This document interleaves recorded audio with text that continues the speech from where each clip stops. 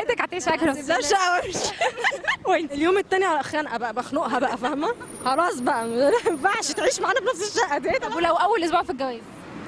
اول في الاسبوع جواز ما في شقه. ده ايه اللزقه بنت الكلب دي؟ ده ايه ده؟ لا لزقه لزقه. لا ما ينفعش، صعب صح. مستحيل اكيد مش تبقى معايا نهار اسود. ده انا اتطلق منه. سيب لها شقه، سيب لها شقه. هتسيبها لها؟ هي مش عايزه تقعد فيها اقعد مع لها اللي يقعد معاها. يعني هجيب لها اللي يقعد معاها.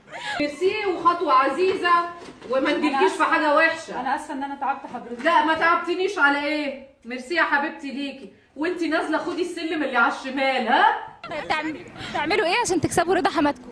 لا دي حلوه، اكله حلوه بقى تهتمي بيها، تشوفيها. اهم حاجه ابنها. على فكره اهتمي بيها، هي الموضوع فيها. اهتمي بشكلك قوي لانها في الرايحه والجايه اللي انت عاملاه في نفسك ده. انت مش حاطه ميك اب، انت اللي انت عاملاه في نفسك ده. الصينيه شكلها وحش قوي، انت شايله ازاي الحاجات فين كده.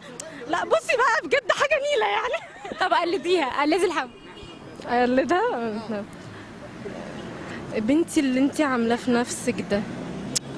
ابني يجي من الشغل يشوفك كده، يا بنتي روحي خدي لك شاور ولا دش ولا اعملي في نفسك انا ماشيه بقى. يلا باي باي.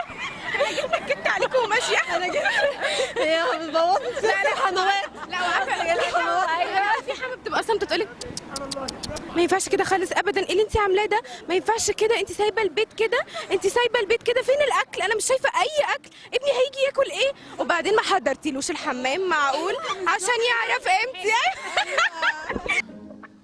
يا ايه ده؟ عندها الذوق في الورد خالص.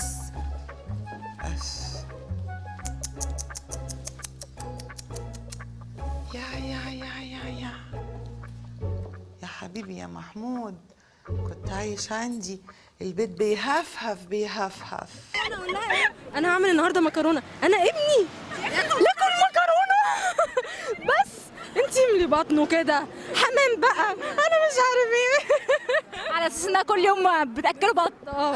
يعني بس هو المشكله فيها هتبقى فينا احنا بقى، علشان احنا ازاي احنا ما نعملوش الاكل اللي هو بيحبه عشان هي. ايوه ما تضايقش، اهم حاجه هي مالناش دعوه بيه هو بقى. كيلو وندلعه وكل حاجه عشان حماتي مش عشان هو. واهم حاجه ما تقارنيش بين اكلك واكلها. لازم تعظمي اكل طنط، وبلاش تقولي طنط، تقولي بقى يعني ماما دلعيها اي حاجه. يعني بلاش تقولي طنط، دي بتعصبهم قوي. طيب وجهوا لهم بقى كلمه، وجهوا كلمه لحماتكم المستقبليه. اهدي على عروسه بنتك شويه، اعتبريها بنتك، يعني اعتبريها بنتك شويه. يعني تهدى عليها كده شويه. يعني الحموات لو دلعت البنات كده ولا حاجه الدنيا تمشي كويس جدا والله والدنيا مش هتبوظ ولا يحصل طلاقات ولا اي حاجه. تحط البنت في مكان بنتها بس، وتحطها كانها في مكان بنتها، عشان بيحصل كمان يعني طلاق كتير قوي بسبب الحما على فكره. وانتي؟ لا على الهادي بقى، تحترم نفسها شويه عشان انا بنتك. انا ممكن اهزقها، انا ما عنديش مانع. لا تحترم نفسها معايا وتظبط كده. ايوه عشان انا ما اظبطهاش. ايوه تظبطي يا ماما عشان ما اظبطكيش.